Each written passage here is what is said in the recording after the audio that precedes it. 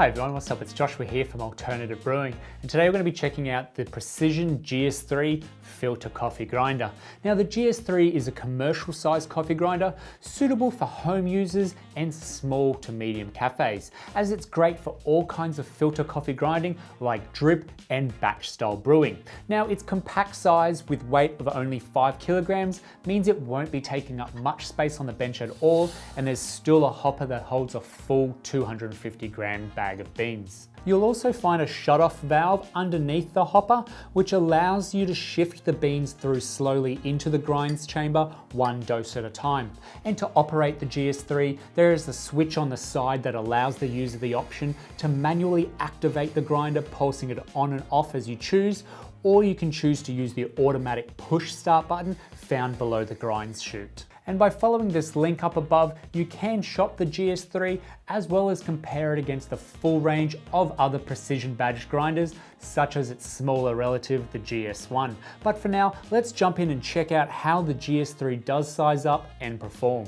So the GS3 grinder is a stepless grinder, meaning that you do have full range of motion on the adjustment dial, going from 0 to 10 with half steps in between. So 20 clicks all up, but you can find yourself anywhere between each of these numbers on the dial. Now each grinder comes with a brush and a stainless steel grinds catcher capable of holding 150 grams of beans. Along with this catcher is a removable grinds sifter, and you use this to remove any finer excess particles from the ground coffee, and this will improve the clarity and the flavour of your cup of coffee. So the GS3 grinder has a 200 watt single speed motor grinding out at around 2 grams a second, with these cooling fins on the side that help keep the temperature in the grinding chamber nice and stable. On the inside, the GS3 uses ghost burrs, and these flat 80mm stainless steel burrs have jagged teeth set in rows across the face of the blades, and they grit that coffee down consecutively smaller from the inside out as the beans pass through the gaps. Now each time a bean is fractured in the grinder, it generates coffee powder in its wake.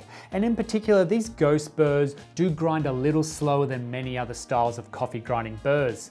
So this prolonged time to grind down to smaller and smaller particle sizes does mean there are higher ratios of coffee powder produced by these ghost burrs at finer settings. But you do mitigate this by grinding coarser, and that's why the GS3 is more suited to filter coffee grinding, as it is more accustomed to grinding coarser beans and then creating less dust that way. So as long as you sift your grinds effectively, which is easily done with the sifter provided, I found it quite surprising how consistent the grind size actually appeared on the GS3. And brewing with sifted coffee versus unsifted coffee was night and day. With the powder removed from the grinds, it produced a very clean and well-balanced cup of coffee. The GS3 being a filter grinder, it will grind for mocha pot, AeroPress, Delta Press, pour overs such as the V60 and Chemex, and does best at these settings as well as Mocha Masters and other automatic brewers, but comfortably grinds for French press and cold brewing too. Now if you don't find your settings straight out of the box on the GS3, well, these grinders can be manually calibrated too, removing this grind dial to adjust the burrs on a second mechanism where necessary. I did find though that the burrs were touching on 0 when I got this out of the box, which was enough on those 20 step settings to adjust coarser and then find the right setting for my methods. And the other things to mention were the retention on the GS3 was around 2 to 3 grams initially, and every so often it will hold on to half a gram here or there. And there can be some static buildup present, but that's not uncommon with a lot of these straight through grinders, and there is a clump crusher here that at least assists in breaking up any grounds that may want to stick together. And cleaning the GS3 is very simple. However, you do want to ensure that it is completely turned off and unplugged, as it doesn't have any auto off safety features, but removing that front faceplate requires no tools to access the burrs. And then by giving everything a quick brush down, you can be placing it all back together, and then that way you'll be keeping the grinder free of any dust or old coffee building up. and that's the GS3 Precision Coffee Grinder for you.